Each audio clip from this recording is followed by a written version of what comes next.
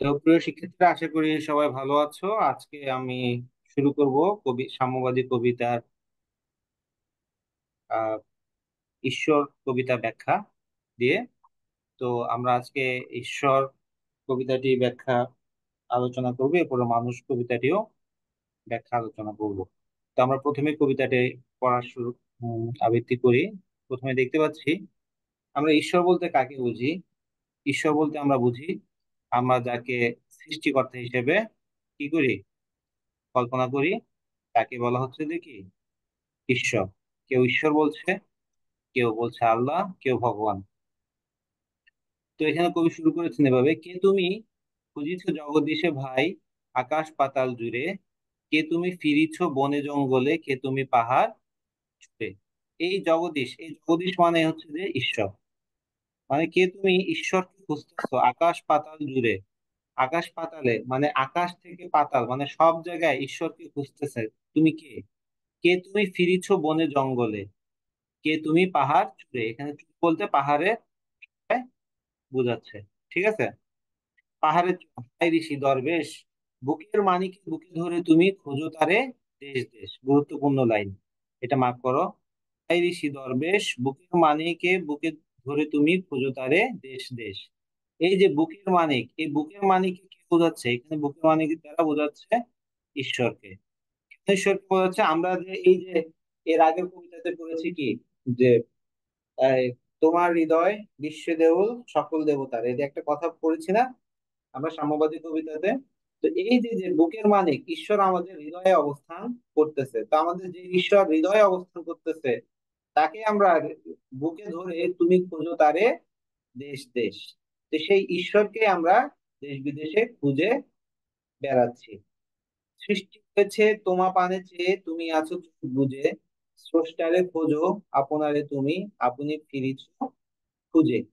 সৃষ্টি হয়েছে তোমা পানে চেয়ে, মানে তোমার দিকে তাকিয়ে আছে, তুমি আছো বুঝে, তুমি চোখ বন্ধ করে আছো। স্রষ্টারে খোঁজো আপনারে তুমি, আপনি ফিরিছ খুঁজে। তুমি স্রষ্টাকে খুঁজতেছো, আসলে তো তুমি তোমার নিজেকেই খুঁজতেছো। এই যে স্রষ্টা কে? স্রষ্টা হচ্ছে আমরা নিজেরাই। মানে আমরা আমাদের স্রষ্টা, আমরা যে স্রষ্টাকে খুঁজি, সেই স্রষ্টা আমাদের মাঝেই বসবাস করছেন। আমরা যেমন ওই যে বলি না যে আল্লাহকে স্মরণ করো। হুম। আল্লাহকে স্মরণ করো কেন বলে? মানে আমাদের মনের ভিতরে যদি এটা বিশ্বাসটা থাকে যে আমি যা করছি, যা ভাবছি, আমার কোনো কিছুই সৃষ্টিকর্তার কাছে কি নাই, অজানা নাই। আমি সৃষ্টিকর্তাকে ভুলে যেতে পারি, কিন্তু সৃষ্টিকর্তা কিন্তু আমাকে ভুলে যায় না। আর কোনো কাজে কোথাও কোনো ভুল হয় না। এই ঈশ্বর কবিতাতে আমাদের কিন্তু নাস্তিকতা শেখানো হচ্ছে না।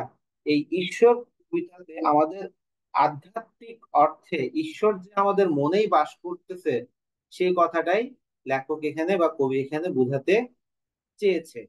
তো এই নিজেকেই খুঁজো, আমরা যদি ইয়ে করি যে আমাদের নিজেদের ভিতরে কি সৃষ্টিকর্তা আছে। সৃষ্টিকর্তা সৃষ্টির সব জায়গাতেই ছড়িয়ে ছিটিয়ে আছে, এমন কোনো জিনিস নাই যেখানে কি সৃষ্টিকর্তা কি নাই, অবস্থান নাই। সৃষ্টিকর্তা সব জায়গায় আছে। তো এখানে একটা ঘটনা এই প্রসঙ্গে তোমাদেরকে বলতে পারি, যে যারা ইসলাম ধর্মের ইয়াতে আছো বা অন্য ধর্মের যারা আছো, যে আমরা মুসা আলাইহিস সালাম নামে একজন নবী আমাদের ছিলেন ইসলাম ধর্ম। তো তার সাথে আল্লাহ সরাসরি কি কথা হতো। তো একবার মুসা আলাইহিস সালাম আল্লাহকে জিজ্ঞাসা করলেন, তুমি কি সবকিছুতে ইয়া করো, মানে তোমার অবস্থান থাকে?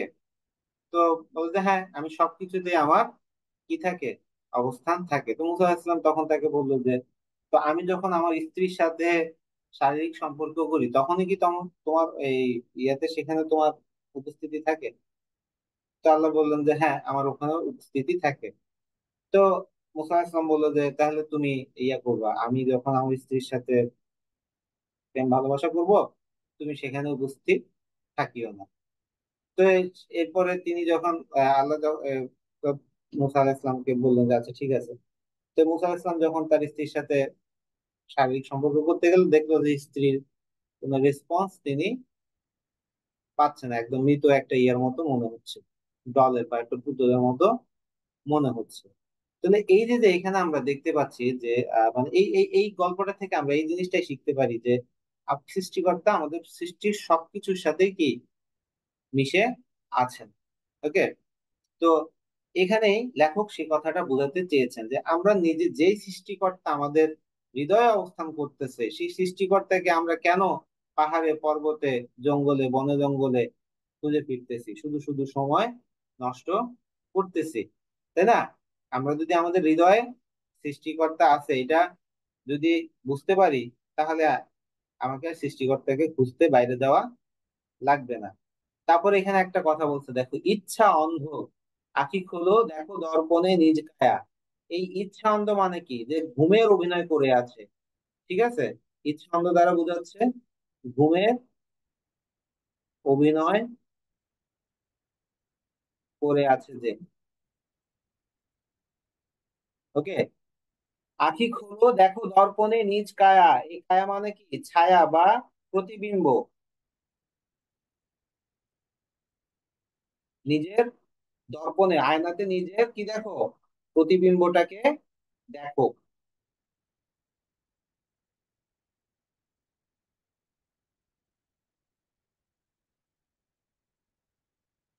দেখিবে তোমারই সব অবয়বে পড়েছে তাহার ছায়া, মানে তোমারই এই সব অবয়বে তার ছায়াটা কি আছে, পড়েছে।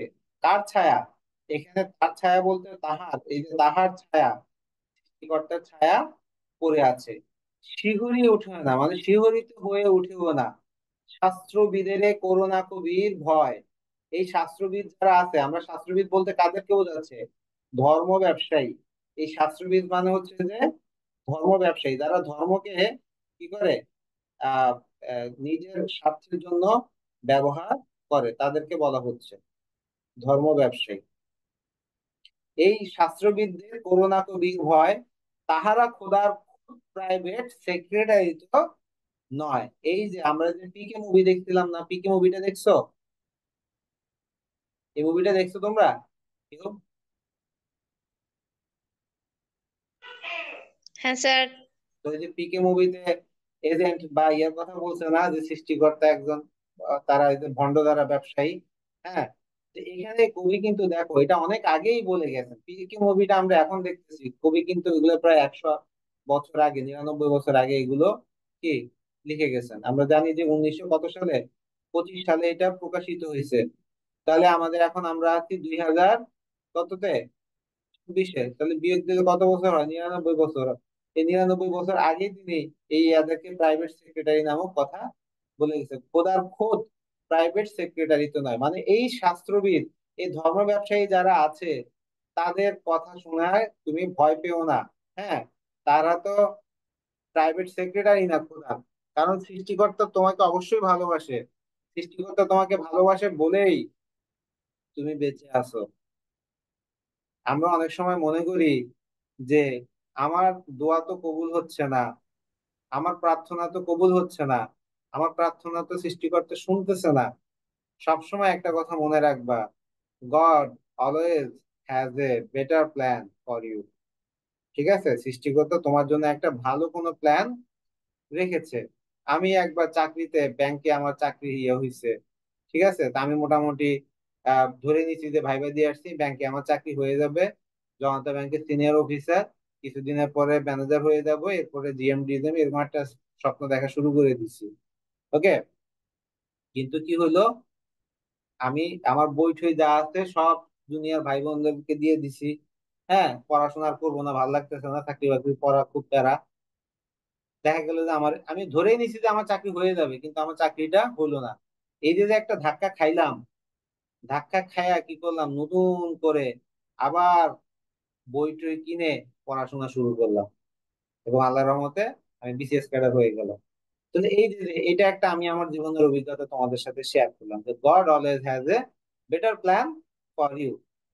এই যে আমাদের এই ধর্ম ব্যবসায়ীরা যারা আছে, তারা কি এরকম প্রাইভেট সেক্রেটারির মতো বলে যে তাদের কাছে না গেলে যেন কিছু হবে না, এই এই ভয়টা না পাইতে বলেছে। বলেছে যে কি, সকলের মাঝে প্রকাশ তাহার, সকলের মাঝে তিনি। এই লাইনটা একদম মার্ক করো, এটা শিখবা।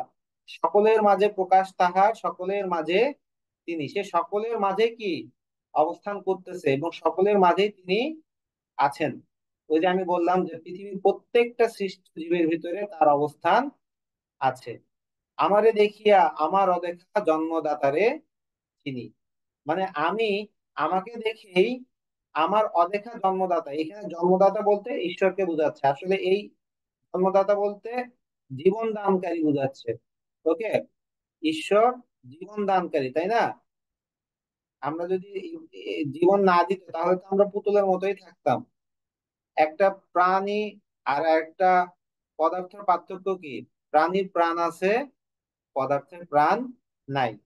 তাহলে এই যে যে জন্মদাতা বলতে আমরা সাধারণত বাবাকে বুঝি, আসলে জন্মদাতা মানে বাবা না। এখানে জন্মদাতা বলতে বোঝাচ্ছে ঈশ্বর, জীবন দানকারী ঈশ্বর বা খোদাকে বোঝানো হচ্ছে। মানে আমাকে দেখিয়াই আমি আমার সৃষ্টিকর্তাকে চিনি। আমি ওই যে বলেছিলাম প্রথম ক্লাসে, আমাদের মানুষের ভিতরে আল্লাহ একটা বিবেক দিছে যেটা আর কাউকে দেয়নি। তো এই বিবেক দিয়েই আমরা বুঝতে পারি যে আমার সৃষ্টিকর্তা কে হতে পারে।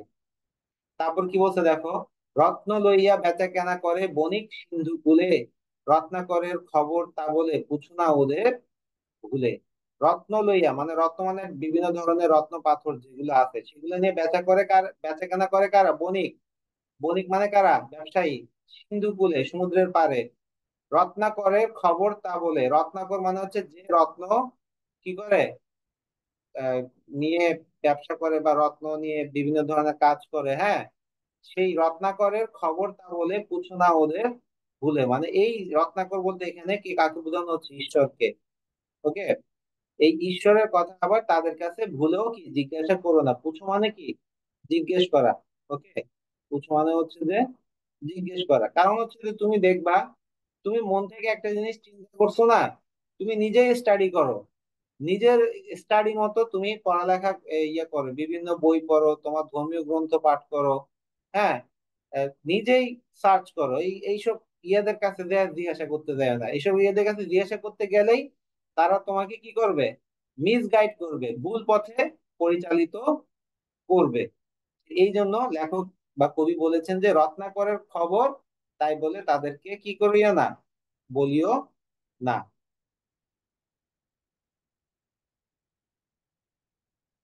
উহারা রত্ন বেনে, উহারা রত্ন বেনে। বেনে মানে কি? বেনে মানে হচ্ছে যে ব্যবসায়ী। এই বেনে মানে হচ্ছে ব্যবসায়ী, এরা হচ্ছে যে কি?